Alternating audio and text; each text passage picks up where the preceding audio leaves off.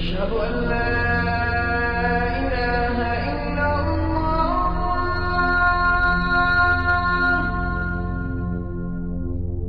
أشهد أن لا إله إلا الله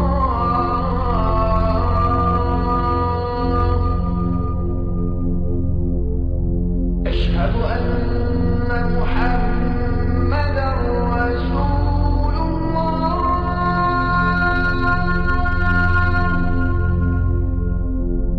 أشهد أن محمدا رسول الله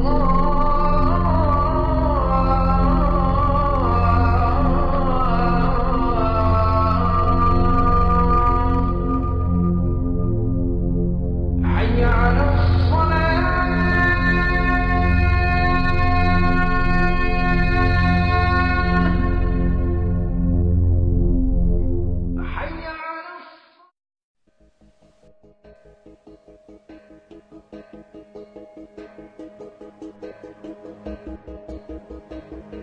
Le Coran enseigne qu'Allah a envoyé 2 anges pour enseigner le divorce et la magie, c'est-à-dire la sorcellerie aux hommes.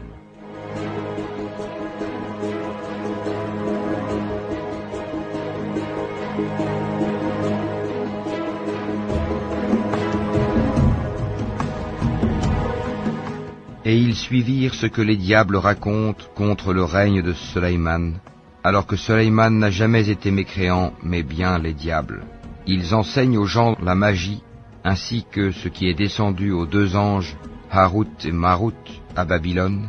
Mais ceux-ci n'enseignaient rien à personne qu'il n'ait dit d'abord, « Nous ne sommes rien qu'une tentation, ne sois pas mécréant. » Ils apprennent auprès d'eux ce qui sème la désunion entre l'homme et son épouse. Or, ils ne sont capables de nuire à personne qu'avec la permission d'Allah, et les gens apprennent ce qui leur nuit et ne leur est pas profitable. Et ils savent très certainement que celui qui acquiert ce pouvoir n'aura aucune part dans l'au-delà. Certes, quelle détestable marchandise pour laquelle ils ont vendu leurs âmes, si seulement ils savaient.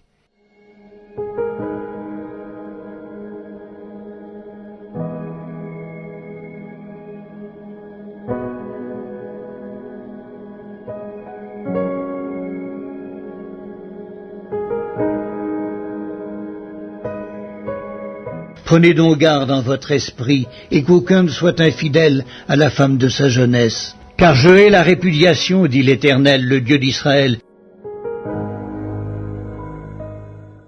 À ceux qui sont mariés, j'ordonne, non pas moi, mais le Seigneur, que la femme ne se sépare point de son mari. Si elle est séparée, qu'elle demeure sans se marier, ou qu'elle se réconcilie avec son mari, et que le mari ne répudie point sa femme. Que l'homme donc ne sépare pas ce que Dieu a joint. Lorsqu'ils furent dans la maison, les disciples l'interrogèrent encore là-dessus. Il leur dit, « Celui qui répudie sa femme, et qui en épouse une autre, commet un adultère à son égard. Et si une femme quitte son mari, et en épouse un autre, elle commet un adultère. » Lorsque tu seras entré dans le pays que l'Éternel ton Dieu te donne, tu n'apprendras point à imiter les abominations de ces nations-là.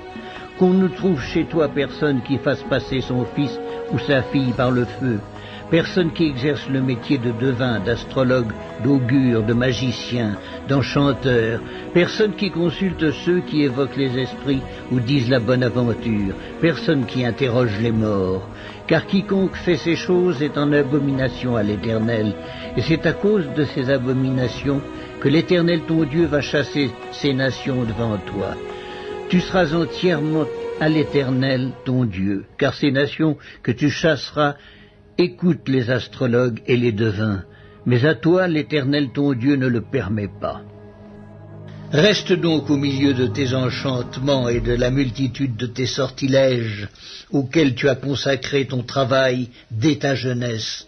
Peut-être pourras-tu en tirer profit, peut-être deviendras-tu redoutable. Tu t'es fatigué à force de consulter. Qu'il se lève donc et qu'il te sauve ceux qui connaissent le ciel, qui observent les astres, qui annoncent d'après les nouvelles lunes ce qui doit arriver. Voici, ils sont comme de la paille, le feu les consume, ils ne sauveront pas leur vie des flammes. Ce ne sera pas du charbon dont on se chauffe, ni un feu auprès duquel on s'assied.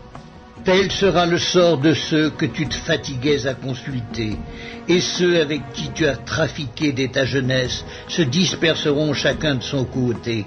Il n'y aura personne qui vienne à ton secours.